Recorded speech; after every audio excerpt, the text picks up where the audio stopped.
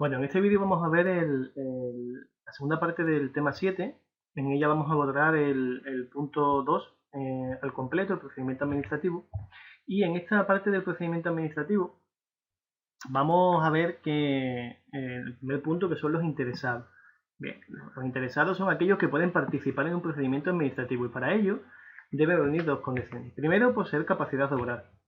Capacidad de obrar ante las administraciones públicas tienen, además de las personas que ostenten con arreglo a las normas civiles, los menores de edad para el ejercicio y defensa de sus derechos e intereses, cuya actuación esté permitida por el ordenamiento jurídico administrativo sin la asistencia de sus padres. Además de esto, hay que tener interés en el acto administrativo que resulte. ¿Quién se consideran personas de interés? Pues quien lo promuevan como titulares de derechos individuales o colectivos, los que sin iniciar procedimientos tengan derechos que puedan resultar afectados por la decisión que se adopte, aquellos cuyos intereses legítimos, individuales o colectivos puedan resultar afectados por la resolución y se personen en el procedimiento en tanto no haya recaído resolución definitiva, y las asociaciones y organizaciones representativas de intereses económicos y sociales también pueden participar en estos procedimientos. Vamos por partes. Son 4. Quien lo promueva como titulares, es decir, aquel o aquellas personas o gremios o empresas a quien le afecte el procedimiento. Es decir, si estamos hablando de un impuesto, pues la persona a la que va a dirigir el impuesto ya es interesada. Los que sin iniciar el procedimiento tengan derechos que puedan resultar afectados. Por ejemplo, una administración pública va a expropiar una carretera o va a cambiar una carretera de sitio y existe un bar en el que se nutre, una venta que se nutre de esa carretera. De cierta manera, y aunque no tenga nada que ver con ese bar, esta venta podría, en un principio, tener interés en ese acto que se va a constituir, que es el cambio de una carretera de un lugar a otro. Porque puede entender que se vulneren bueno, que se vulneren no, sino que puede afectar los ingresos de su negocio. Por tanto, sí podría tener derecho, pues para pedir que no se vaya la carretera de ahí, sencillamente. Aquellos cuyos intereses legítimos, individuales o colectivos puedan resultar afectados por la resolución y se personen en el procedimiento en tanto no haya recaído resolución. Pues, si a lo mejor hay algo que se va a acometer, la penúltima y la última pueden ir de la mano, se puede acometer y no sé, se va a destruir o a trasladar un museo de una ciudad a otra. En principio no afecta a nadie, pero administraciones, asociaciones, organizaciones y personas en particular pueden solicitar ahí que hay ciertos intereses económicos, en este caso turísticos, que pueden afectar, ¿vale? Si el acto lo que dicta es trasladar un museo, no afecta a ninguna persona ni ninguna empresa en concreto, pero sí de forma indirecta podría alterar o afectar a ciertos intereses económicos, ¿de acuerdo? En cualquier caso, ¿cuáles serían las fases del procedimiento administrativo? Pues hay varias. La primera, iniciación, y es que lo primero que hay que hacer, evidentemente, es iniciar el procedimiento.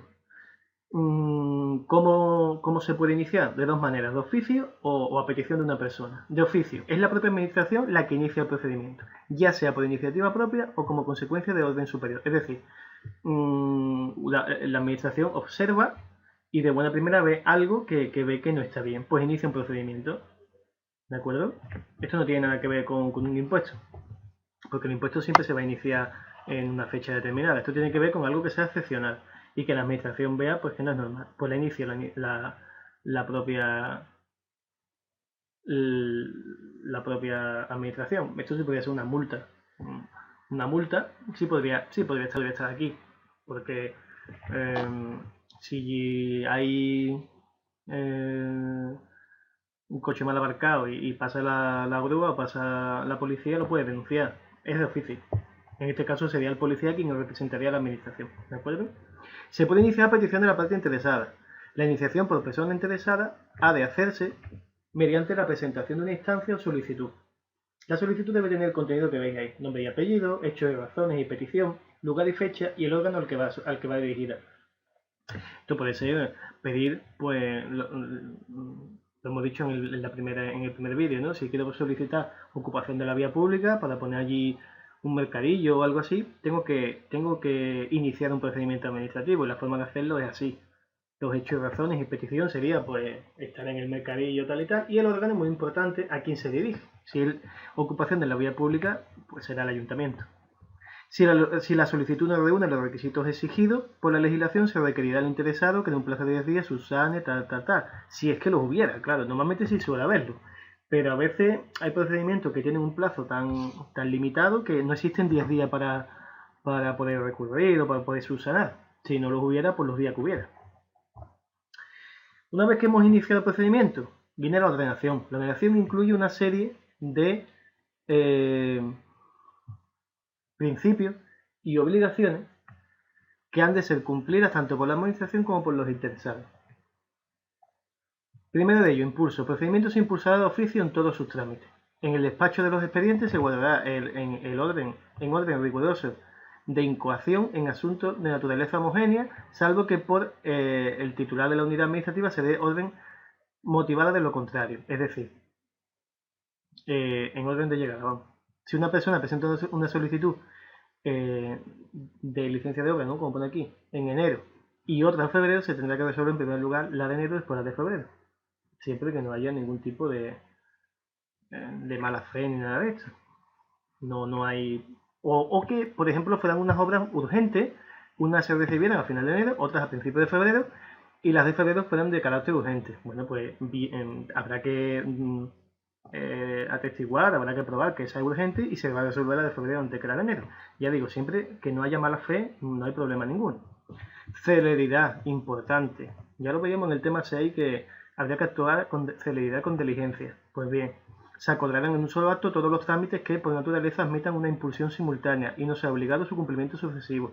No se debe a los administrados ir continuamente pidiéndole documentos, pidiéndole instancias y pidiéndole impresos. Todo lo que haya que pedir en un procedimiento administrativo, todo en un solo paso. Cumplimiento de trámites. Los trámites que deban ser cumplimentados por los interesados deberán realizarse en el plazo de 10 días a partir de la notificación.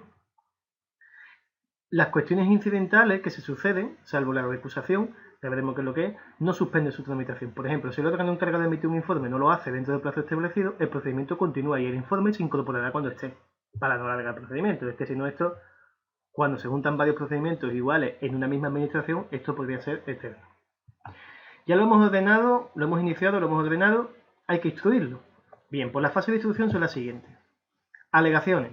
Informaciones precedentes de los interesados que en cualquier momento del procedimiento anterior al trámite de audiencia pueden alegar y aportar documentos. El trámite de audiencia es cuando se va a resolver. Alegar y aportar documentos u otros elementos que crean convenientes. Los interesados. Los interesados pueden presentar todo tipo de pruebas, pueden ser fotos, escritos, testigos, lo que sea. Información en general. Pruebas. Cuando la administración no tenga, por cierto, los hechos alegados por los interesados, se puede acordar la apertura de un periodo de prueba. Es decir, yo aquí presento lo que yo crea, pero si la administración, aún así, con lo que yo he presentado, no tiene bastante, hay otro periodo para poder presentar más pruebas, más alegaciones, ¿vale? Es prácticamente lo mismo, solamente que alegación es antes de que se empiece y prueba te lo pide la administración, ¿de acuerdo? Esto se hace por voluntad propia. También se pueden presentar informes procedentes de órganos técnicos especializados. Ojo, se solicitarán aquellos que sean preceptivos y salvo en disposición de lo contrario es muy importante que los informes son facultativos y no vinculantes. Facultativos que lo tiene que firmar alguien que esté autorizado para ello. Por ejemplo, si es algo médico, tiene que firmarlo un médico. Si es algo de un edificio, lo tiene que firmar un arquitecto. Y no vinculante significa que sí, que se tiene en cuenta, pero que no puede ser vinculante para la resolución. Es algo un poco extraño, porque si se tiene en cuenta... ¿para qué quiero yo un informe de un arquitecto que me está diciendo que se va a caer un edificio si después no es vinculante? En fin, es un poco extraño, pero así es como están. Es cierto que a veces llegan a ser vinculantes y ya está. Se solicitarán aquellos que sean preceptivos. Dice que salvo para disposición en caso contrario. En cierta manera, a veces es un caso contrario y estos informes llegan a ser vinculantes porque es prácticamente lo único que se tiene. Porque que haya una raja en un edificio, que haya una grieta grande y demás, no es una prueba ni siquiera una alegación de que ese edificio se vaya a caer. Es más importante pues el informe de un facultativo, en este caso de un arquitecto. ¿De acuerdo? Información pública. El órgano que corresponde a la resolución del procedimiento podrá acordar un periodo de información pública. Todo esto se anunciará en el BOE. ¿De acuerdo? Esto es, bueno, pues a veces hay algo que es de interés general, entonces esas Alegaciones se tienen que hacer en un plazo, pero las puede hacer cualquiera. Por lo tanto, esta información se hace pública, normalmente, ya digo, en un BOE y en Internet. Y por último viene el trámite de audiencia. Inmediatamente antes de redactar la resolución, se pondrán de manifiesto a los interesados las actuaciones realizadas para que puedan alegar y presentar los documentos y justificaciones que estimen pertinentes. Antes de que se produzca la resolución, está el trámite de audiencia, es decir, que ya tengo todas las alegaciones, las pruebas, los informes, se han hecho las distintas alegaciones, el plazo determinado. Bueno, pues antes de que se dicte resolución por el organismo que sea, se puede alegar y se puede poner más documento todavía encima de la mesa si lo hubiera o si se hubiese creado en este tiempo. Bueno, finalizamos el procedimiento. El procedimiento puede finalizar de diversas formas. Por terminación convencional, que es por un pacto o un acuerdo, es decir, a veces no se llega a terminar, no se llega a una resolución, porque puede costar dinero, por lo que sea. Esto pasa sobre todo en los juicios. Entonces se hace un acuerdo, un pacto entre las partes y no se llega a esa terminación convencional, mientras que no se ha encontrado el ordenamiento jurídico, se puede hacer el pacto que las partes quieran. Se tendrá que decir a la administración pública, esta estará de acuerdo y ahí acabará el procedimiento. Otra forma es la resolución. No hay acuerdo, entonces el acto pone fin al procedimiento y la resolución contempla la decisión, los recursos y todo esto lo dicta el órgano administrativo al que fue dirigida el acto administrativo. ¿Vale? Desistimiento de denuncia. Puede pasar que mediante todo esto, ante todo este procedimiento, el propio interesado retire la solicitud, retire la denuncia o retire la petición o lo que sea.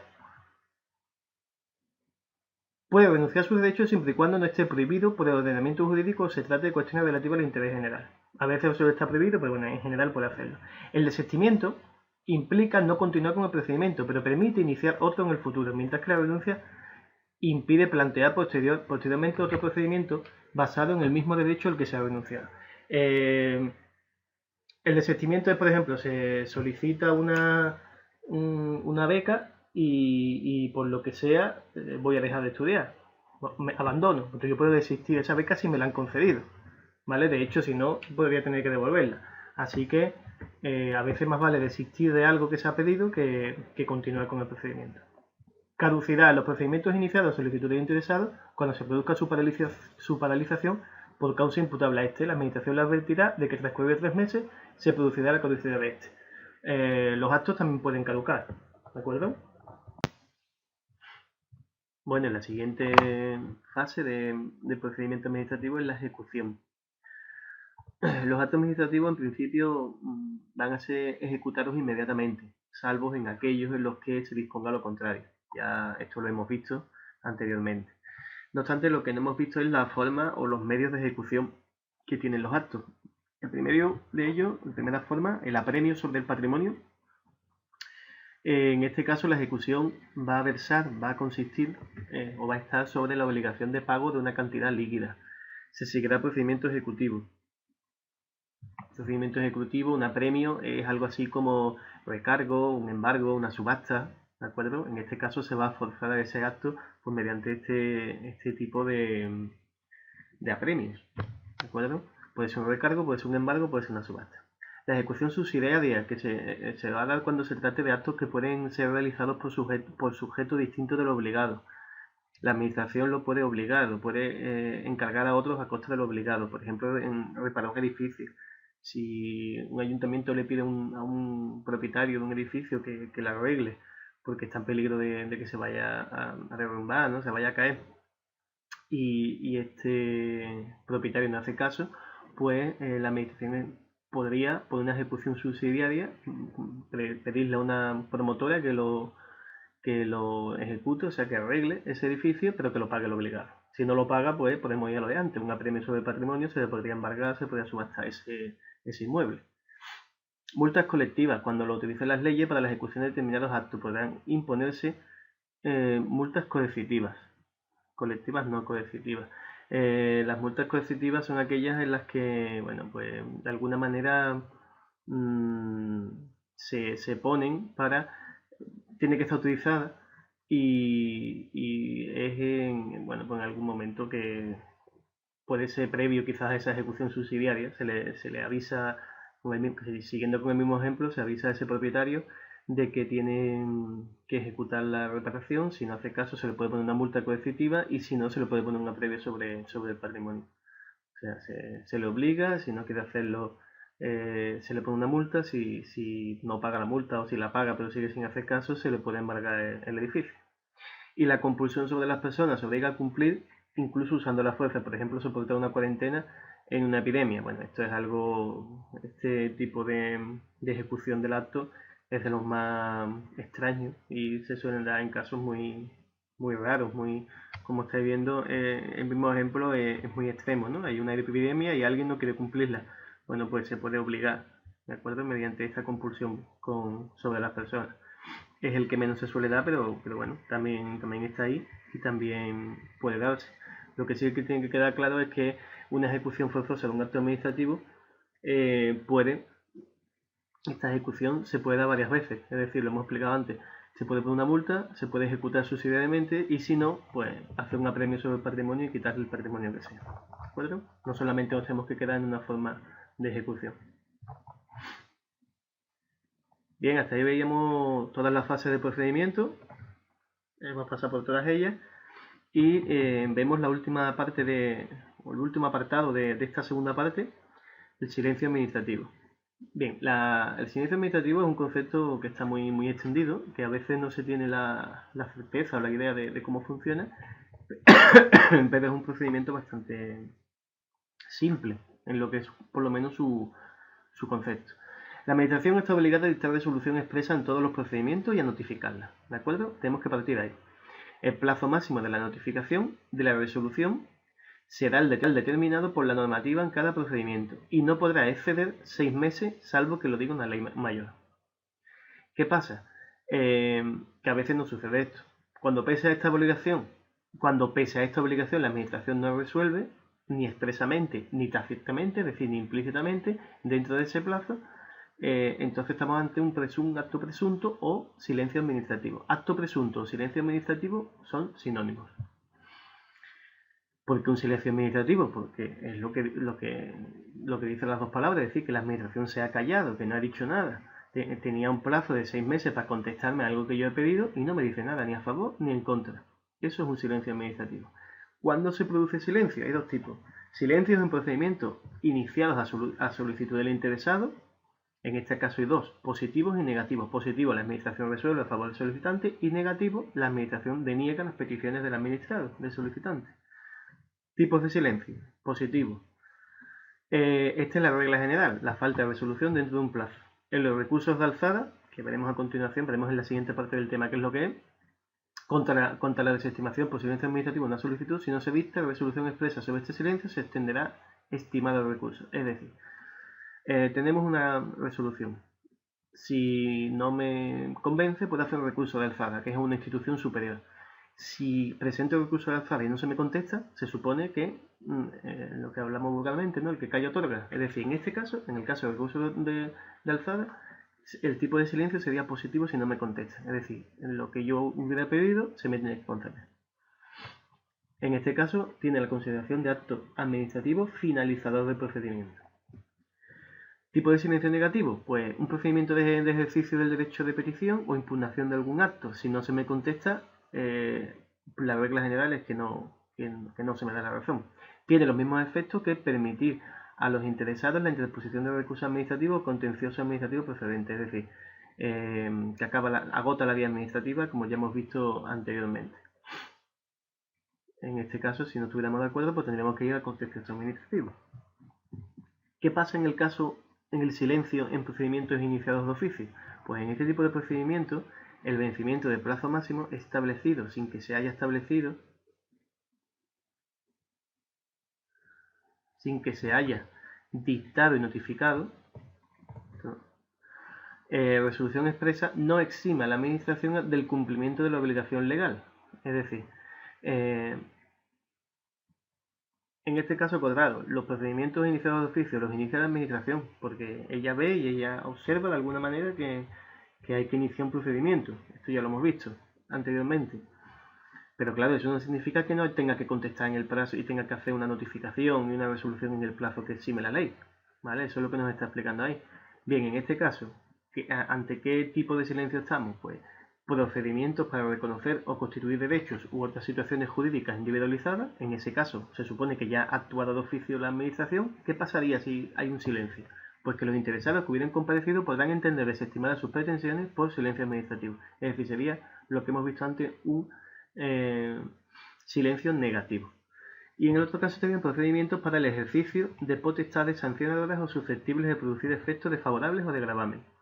Esto quiere decir que, de alguna manera, por ejemplo, una falta de declaración del IRPF, ¿vale? La agencia tributaria se da cuenta, inicia de oficio un procedimiento para el ejercicio de potestades sancionadoras, es decir, va a sancionar a un administrado porque no ha declarado a lo mejor algo en la declaración de la renta.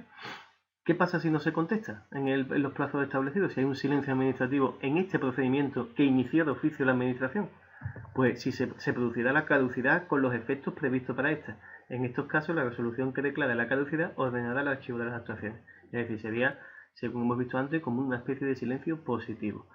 Si dicho de otra manera, la administración, en este caso tributaria, que estamos en el ejemplo, inicia un procedimiento de oficio para sancionar a una persona porque no ha hecho una declaración correctamente, porque se le ha pasado o porque hace ya varios años y se da cuenta en este momento que algo estaba mal hecho. Si no se cumplen los plazos, si se produce un silencio administrativo por parte de la agencia tributaria, el procedimiento caduca. Y en este caso, que está caducado, se archiva. Es decir, que se falla a favor del administrador, se falla a favor de esa persona que se iba a sancionar. Y ya no se le puede sancionar. Por eso es muy importante desde el punto de vista de la administración cumplir también los plazos.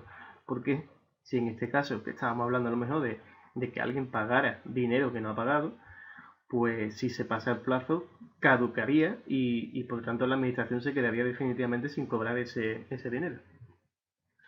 Bueno, pues hasta aquí acaba la segunda parte del tema.